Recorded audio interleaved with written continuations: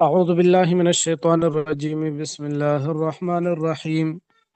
الف لام را، تلک آیات الکتاب المبین۔ آواز آ رہی ہے سب کو؟ جی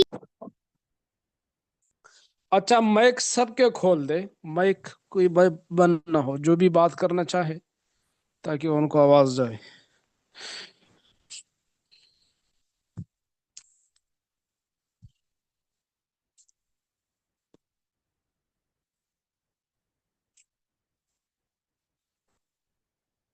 جی پڑھے۔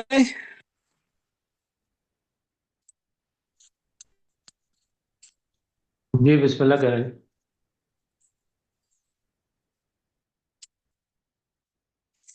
الف لام را قرآن کریم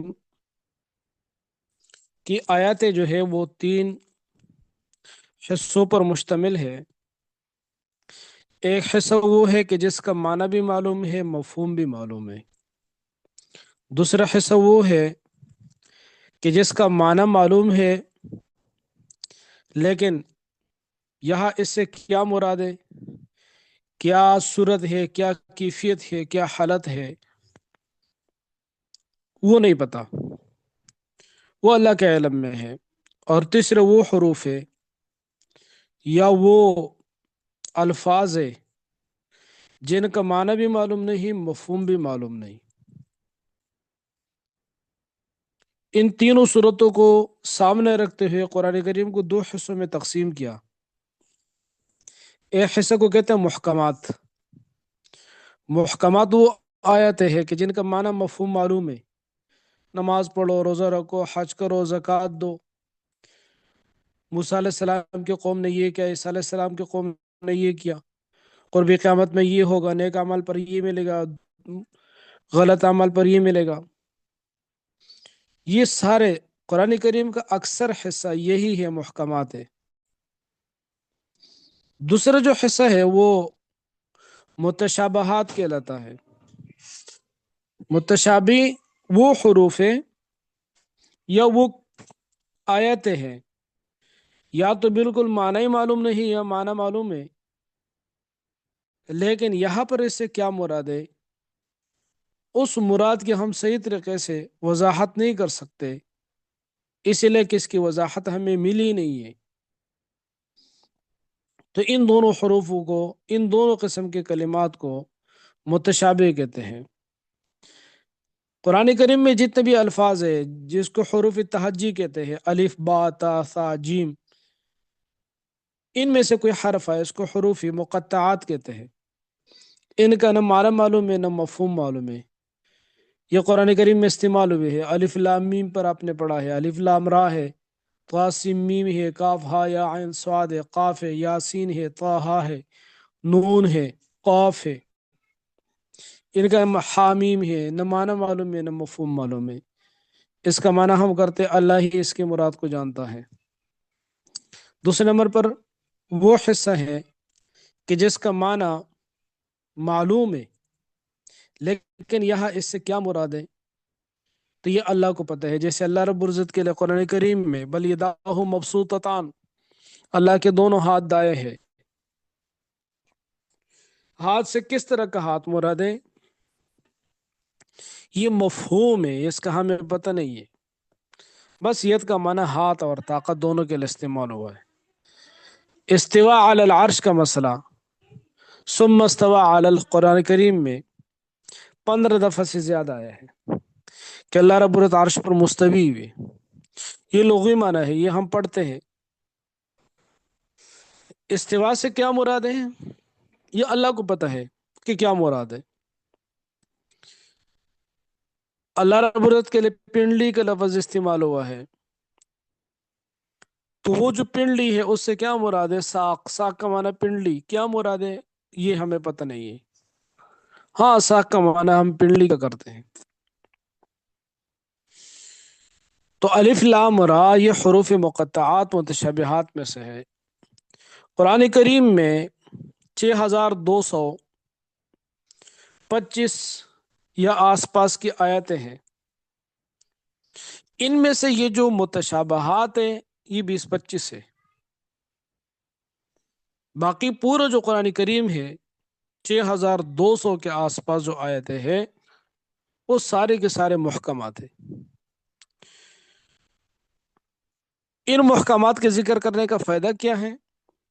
ایک سورہ آل عمران میں اللہ نے بتایا ہے کہ ایک فائدہ تو یہی ہے کہ کچھ چیزیں انسان کے سیکھنے کے لیے، سمجھنے کے لیے، عمل کے لیے دی ہے تاکہ انسان اس کے مفہوم کو سمجھے، اس پر عمل کرے، اور کچھ چیزیں آزمائش اور ابتلا کے لیے ہیں۔ یہ جو متشابہات یہ آزمائش اور ابتلا کے لیے ہے۔ دوسرا فائدہ یہی ہے کہ قرآن کریم نے یہ متشابہات الف لام را اس طریقے سے حروف کیوں ذکر کیے؟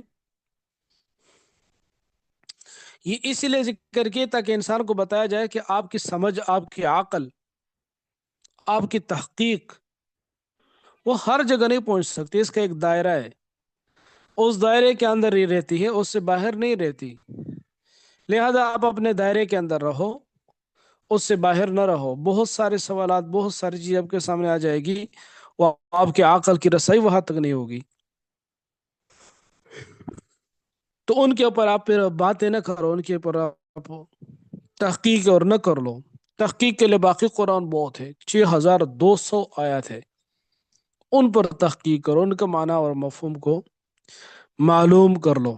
اس طریقے سے آپ کی زندگی کے بہت بڑے مسائل آپ کے سامنے ہیں، آپ وہ مسائل پہلے حل کر لیں، ان کے اوپر توجہ دے دیں۔ اللہ رب العزت کی ذات کے اوپر گفتگو کرے، تقدیر کے اوپر گفتگو کرے کہ یہ ایسا ہوگا، یہ ایسا ہوگا، اس کی ضرورت نہیں ہے۔ یہ 2-4 مسائل ہیں، ان 2-4 مسائل کے علاوہ لاکھوں مسائل تیرے سامنے ہے، ان کا حل بھی موجود ہے، ان میں تحقیق کا میدان بھی موجود ہے۔ تو اس طریقے سے اللہ نے قرآن کریم میں تھوڑا سا حصہ متشابہات کا دے دیا کہ آپ کو روکنے والا جذبہ بھی، مادہ بھی آپ کے اندر ہونا چاہیے۔ یہ نہیں ہے کہ آپ ہر چیز کے پیچھے پڑ جائے۔ قرآن کریم میں دوسری جگہ ہے وَلَا تَقْفُ مَا لَيْسَ لَكَ بِهِ عِلْمٌ، جس چیز کا علم نہیں ہے آپ کے پاس اس کے پیچھے پڑنے کی ضرورت نہیں ہے۔ تِلْكَ آیاتُ الْكِتَابِ الْمُبِينِ، تیل کا یہ آگے جو صورت بیان کی جا رہی ہے، کتاب مبین، واضح کتاب کی آیتیں ہے۔ قرآن کریم مبین ہے، بہت سارے نام ہیں قرآن کریم کے، ان میں سے ایک نام مبین ہے، کھل کر مسئلہ بیان کرتا ہے، کسی چیز کو پوشیدہ چھپا ہوا نہیں چھوڑتا۔ انا انزلناہ، یقینا ہم نے اس کو اتارا قرآن عربی، یا قرآن عربی زبان میں، لعلکم تعقلون، تاکہ تم سمجھ جاؤ، چونکہ تم خود عربی ہو۔ آگے سورہ شعراء میں کہ اگر اللہ اس قرآن کو کسی اور زبان میں اتارتا تو یہ لوگ کہتے کہ ہم تو عربی ہیں، ہمیں کیا پتہ ہے، یہ تو کسی اور زبان میں اتارا گیا ہے، یہ تو فارسی میں ہے، اردو میں، پنجابی میں، سرائکی میں، انگریزی میں، ہمیں تو سمجھ ہی نہیں آ رہا۔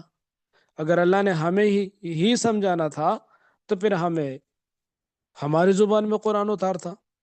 تو اللہ نے فرمایا کہ اس اعتراض کے میں نے تمہارے پاس موقع ہی نہیں چھوڑا، بلکہ انا انزلناہ، ہم نے اس کو اتارا قرآن عربی، یا قرآن عربی زبان میں، اس لیے کہ لعلکم تعقلون، تاکہ تم سمجھو۔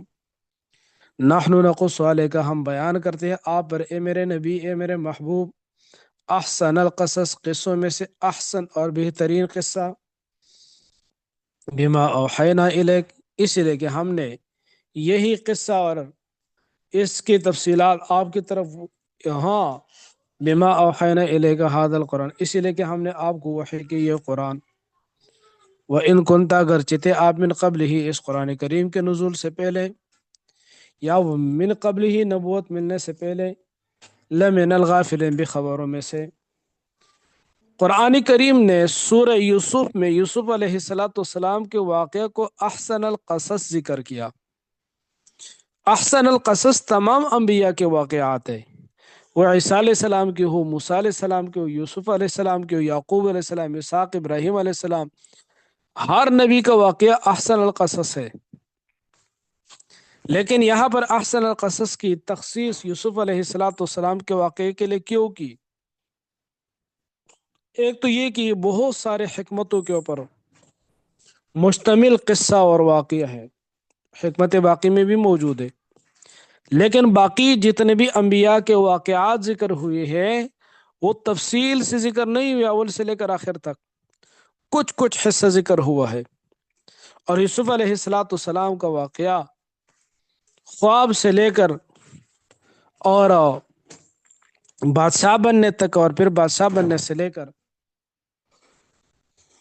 آپ کی وفات تک، پورا واقعہ اول تاخیر اللہ رب العزت نے ایک ہی ترتیب کے ساتھ ذکر کیا، اور جو ضروری چیزیں تھی وہ تمام کے تمام اس واقعے میں موجود ہے۔ اس بنا پر اس کو احسن القصص کہا گیا۔ اور مفسرین نے یہ بھی لکھا ہے کہ قرآن کریم تاریخ کی کتاب نہیں ہے، تاریخ چیز کو لکھتی ہے قدم بقدم، پہلے سال یہ ہوا، دوسرے سال یہ ہوا، تیسرے سال یہ ہوا، چوتھے سال یہ ہوا۔ اسی وجہ سے قرآن کریم نے تمام واقعات انبیاء علیہ الصلاۃ والسلام کے واقعات کو اس ترتیب کے ساتھ ذکر ہی نہیں کیا، تاکہ تاریخ اور کتاب اللہ کا فرق پڑھتے ہوئے نظر آئے۔ لیکن کیا کتاب اللہ تاریخ اور لوگوں کے اس طبیعت کے موافق بھی کوئی چیز ذکر کرتا ہے کہ نہیں؟ تو اللہ نے یہ واقعہ ذکر کیا، اس میں بہت تفصیل نہیں ہے جیسے تاریخ میں ہو، اور بہت اختصار بھی نہیں ہے جیسے بعض متون میں ہو، بلکہ اس کو درمیانی درجے کا ذکر کیا تاکہ قرآن کریم کی فصاحت اور بلاغت وہ قائم رہے۔ تو ان وجوہات پر اس کو احسن القصص کہا۔ تو نحن نقص علیک، ہم پڑھتے ہیں آپ پر، بیان کرتے ہیں آپ کا احسن القصص، قصوں میں سے بہترین قصہ، بما اوحینا، اسی لیے کہ ہم نے وحی کی آپ کی طرف، حاضر القرآن، یہ قرآن، وَإِن كُنْتَ، اگرچہ تھے آپ، من قبل ہی، اس وحی کے نزول سے، اس قرآن کریم کے آنے سے پہلے، لمن الغافلین، بے خبر۔ یہ بات یاد رکھ کے جتنے بھی انبیاء علیہ الصلاۃ والسلام ہوتے ہیں، پیدا ہوتے ہی وہ نبی ہوتے ہیں، لیکن پیدا ہوتے ہی وہ نبی ہوتے ہیں، ان کو پتہ نہیں ہوتا اپنی نبوت کا، اللہ کے علم میں، اللہ کے فیصلے میں وہ نبی ہوتے ہیں۔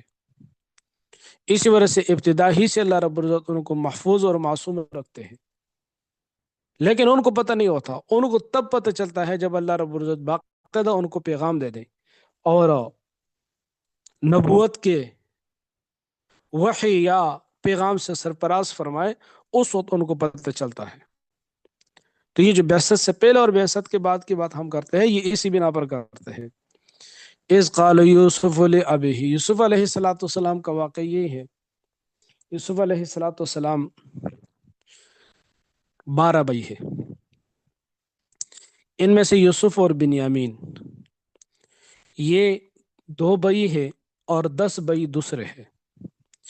ان کی والدہ کتنی تھی؟ عام مفسرین نے لکھا کہ 2 والدہ تھی، 10 بھائیوں کی والدہ الگ تھی اور ان دونوں کی والدہ الگ تھی۔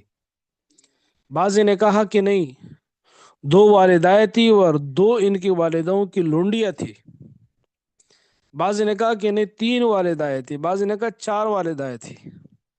عام مفسرین نے یہ ذکر کیا ہے کہ 10 بھائی ایک طرف تھے جن کی والدہ ایک تھی، اور یوسف اور بنیامین کی والدہ الگ تھی۔ یوسف علیہ السلام بڑے تھے، بنیامین ان سے چھوٹے تھے۔ بنیامین کی ولادت پر ہی یوسف علیہ السلام کی والدہ وفات پا گئی۔ حدیث میں ہے کہ یوسف علیہ السلام کو پوری دنیا کا حسن کا آدھا حصہ دیا گیا تھا، اس وجہ سے بہت زیادہ حسین تھے، اور اس حسن کا بھی تقاضا تھا کہ ان کے ساتھ محبت کی جائے۔ پھر ان کی والدہ وفات پا گئی، یہ چھوٹے یتیم رہ گئے، اس کا بھی تقاضا تھا کہ یوسف کے ساتھ اور بنیامین کے ساتھ محبت کی جائے۔ پھر باقی بھائی بڑے تھے، وہ اپنے آپ کو سنبھال سکتے تھے، یہ سنبھال نہیں سکتے تھے، اس کا بھی تقاضا تھا کہ محبت کی جائے۔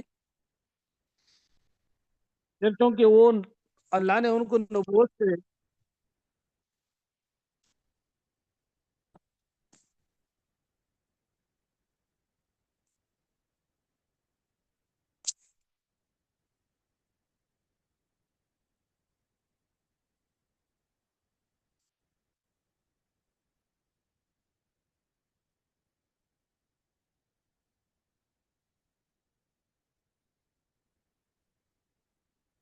وعلیکم السلام، آپ کی آواز نہیں آ رہی۔ آواز اب آ رہی ہے؟ جی اب ٹھیک ہے۔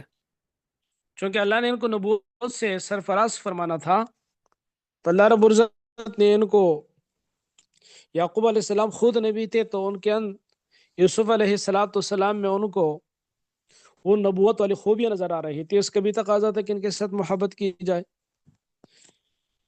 اور اسی کے ساتھ یوسف علیہ السلام نے خواب دیکھا کہ 11 ستارے ہیں، سورج اور چاند ہے، وہ سارے میرے سامنے سجدہ ریز ہے۔ تو 11 ستاروں سے مراد 11 بھائی ہیں، بار وہ یہ خود تھا۔ سورج اور چاند سے مراد والد اور والدہ ہے۔ تو انہوں نے یعقوب علیہ السلام اپنے والد کو خواب بیان کیا کہ ابا جان میں نے یوں خواب دیکھا ہے۔ تو ابا جان نے ان کو کہا کہ بیٹے خواب تو آپ نے دیکھا ہے، لیکن یہ خواب کسی کے سامنے بیان نہ کرنا۔ اور پھر کہا کہ اللہ رب العزت آپ کو مرتبہ اور مقام دے گا، خوابوں کی تعبیر اللہ رب العزت آپ کو دے گا، اور آپ کا اللہ انتخاب کرے گا لوگوں کی ہدایت کے لیے۔ تعبیر بعد میں بتائی اور احتیاط ان کو پہلے بتائی۔ اب یہ جو خواب تھا گھر کے خواتین میں سے کسی خاتون نے سنا، یا بھائیوں میں سے کسی بھائی نے سنا، اور انہوں نے باقی کے سامنے بھی اس خواب کا اظہار کر دیا۔ ادھر سے یعقوب علیہ السلام کی محبت اور الفت ساری کی ساری یوسف علیہ السلام کی طرف تھی، تقاضا بھی تھا۔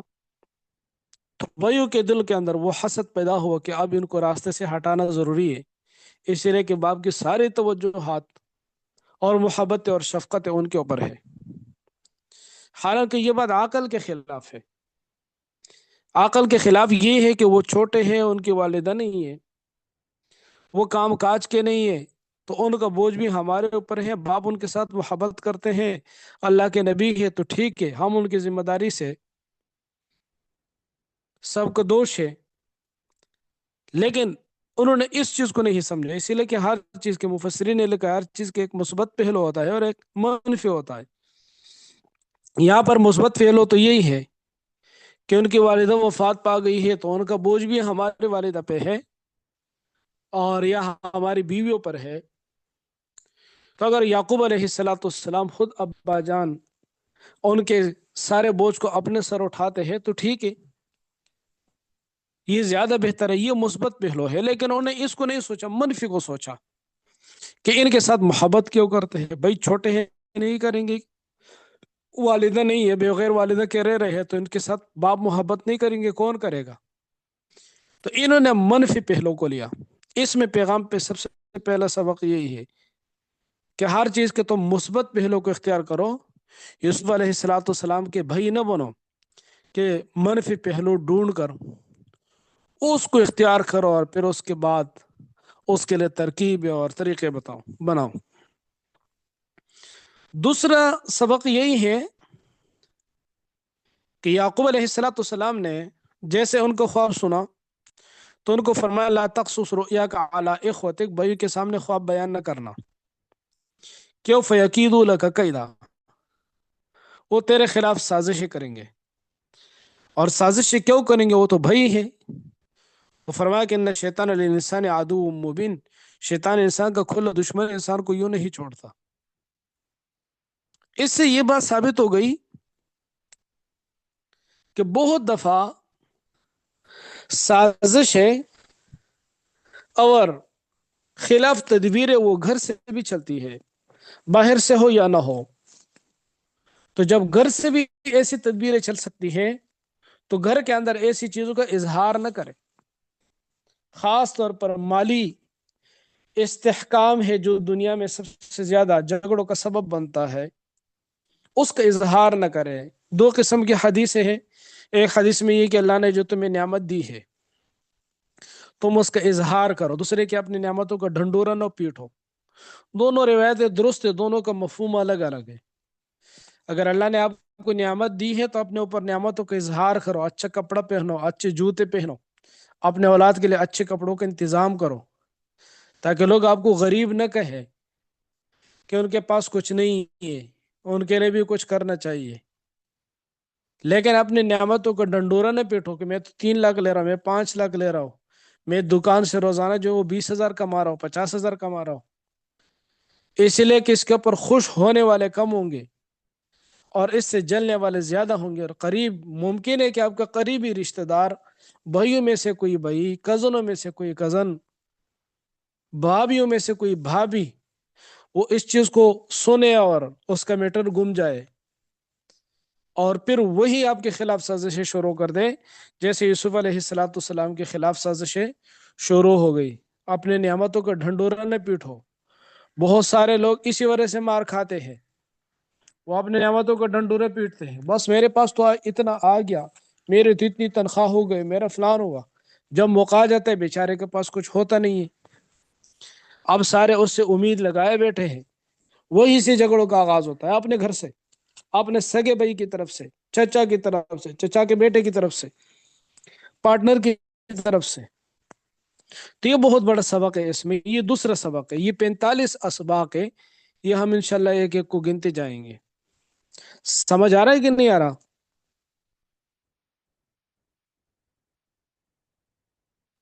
جی آ رہا ہے، جی آ رہا ہے، سمجھ آ رہا ہے ماشاء اللہ۔ جی تو میرا خیال ہے تفسیر زیادہ ہو رہی ہے، بور تو نہیں ہو رہے ہو؟ نہیں حضرت، تفسیر سننے کے لیے تو بیٹھے ہیں انشاءاللہ۔ اچھا اچھا، ٹھیک ہو گیا۔ تو اذ قال یوسف لابیہ، جس وقت یوسف علیہ السلام نے کہا اپنے باپ سے، یعقوب علیہ السلام سے، یا ابت، اے ابا جان، انی رأیت احد عشر کوکبا، یقیناً میں نے دیکھا ہے 11 ستارے، والشمس، سورج، والقمر، اور چاند، رأیتہم، میں نے دیکھا ہے ان سب کو، لی ساجدین، اپنے لیے سجدہ کرتے ہوئے۔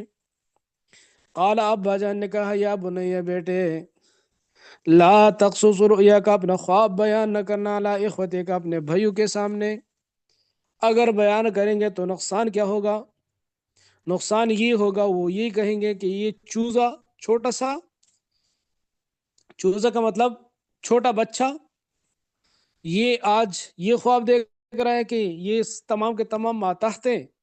چوزے کا لفظ استعمال نہیں کرنا چاہیے، تو اس لیے کہ انبیاء علیہ السلام بعد میں نبی بنے ہیں، اس وقت تو چھوٹے تھے، تو یہ جو چھوٹا بچہ ہے، یہ پھول، چھوٹا سا پھول، یہ خواب دیکھ رہا ہے کہ یہ سارے کے سارے میرے ماتحت ہوں گے اور میں ان کا سربراہ ہوں گا۔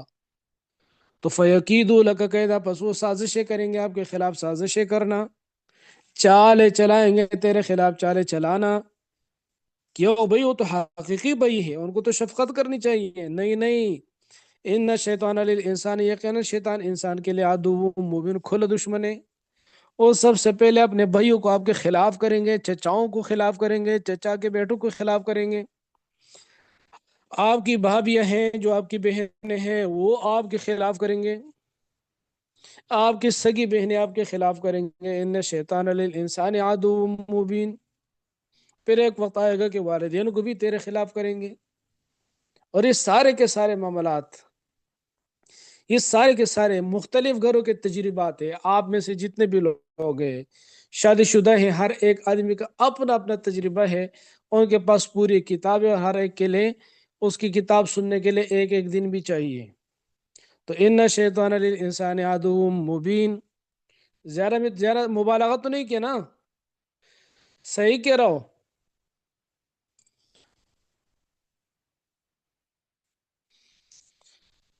یہ ٹھیک ہے، وہ ٹھیک۔ جی، اب خواب کی تعبیر بھی بتائی، خواب کی تعبیر یہ بتائی، وہ کذالک یجتبیک ربک، اور اسی طریقے سے آپ کا انتخاب کرے گا، یجتبی کو چن لے گا آپ کو، ربک کا آپ کا رب۔ یہ انتخاب نبوت کی طرف اشارہ ہے، یا یجتبی کا ربک، بھائیوں میں سے اللہ رب العزت سرداری کے لیے آپ کو چنے گا، آپ سردار شمار ہوں گے۔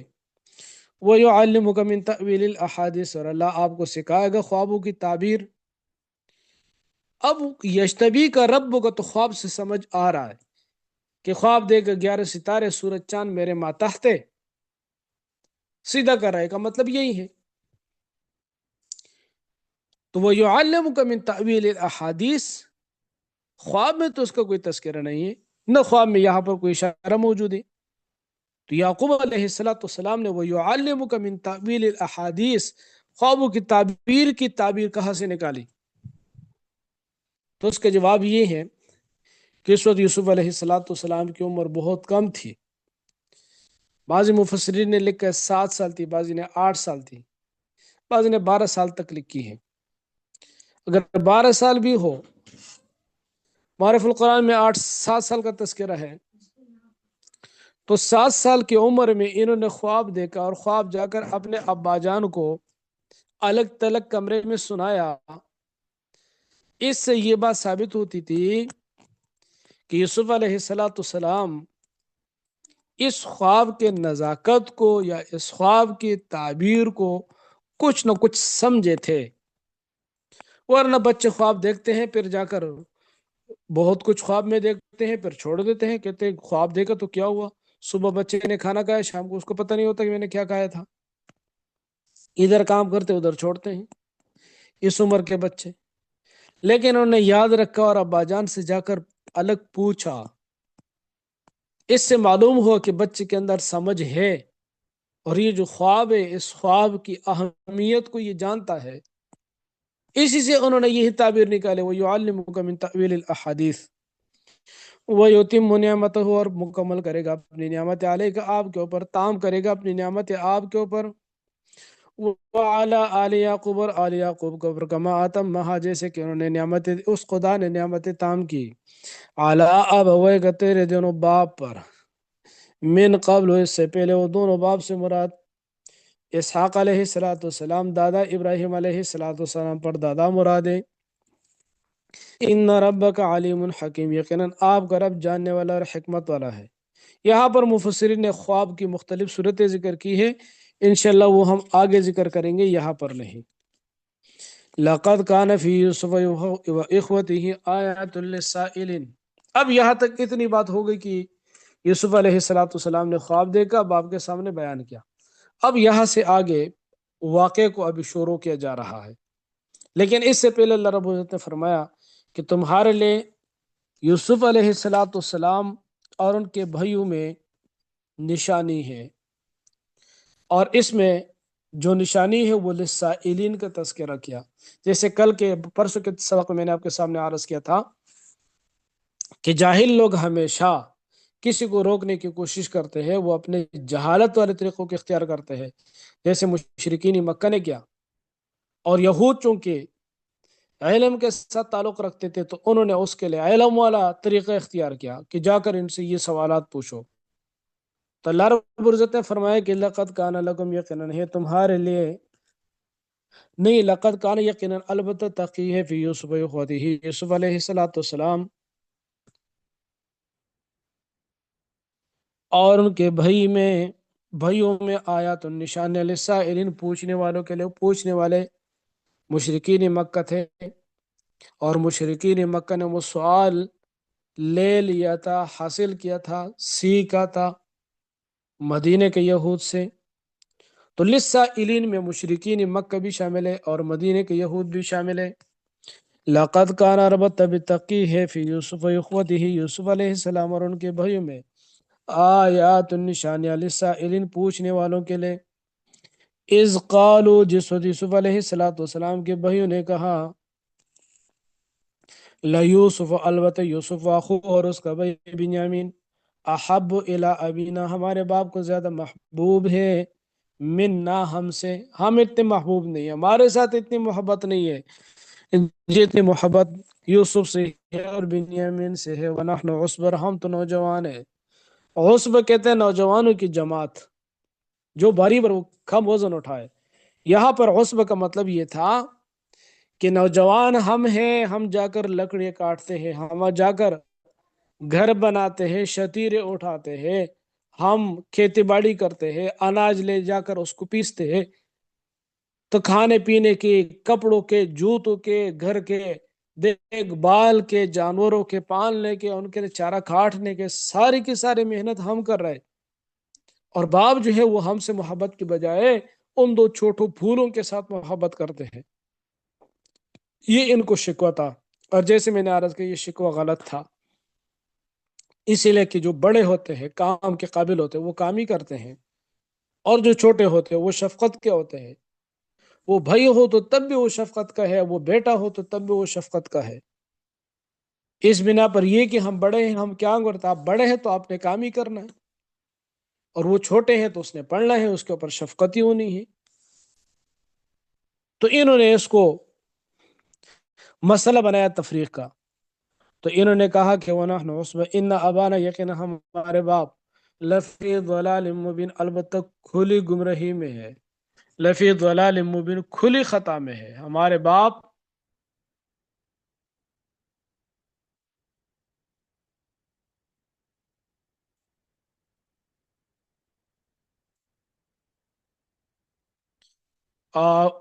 مفتی صاحب نہیں آئے میرا خیال،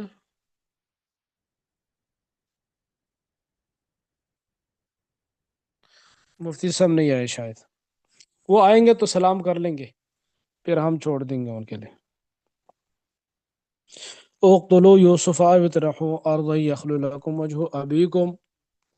اب ہوا کیا، خواب انہوں نے سنا یا نہیں سنا، یا کسی خاتون نے سنا، انہوں نے اپنے شوہر کو بتایا، اور شوہر نے اپنے دوسرے بھائیوں کو بتایا، ابھی سارے 10 کے 10 بھائی اکٹھے ہو گئے، میٹنگ ہو گئی۔ السلام علیکم ورحمۃ اللہ مفتی سے سنگ گئے نام سعیدہ ٹھیک دا ورزہ بسم اللہ کا۔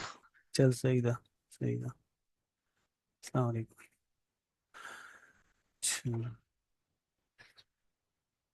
ریکارڈنگ یہاں سے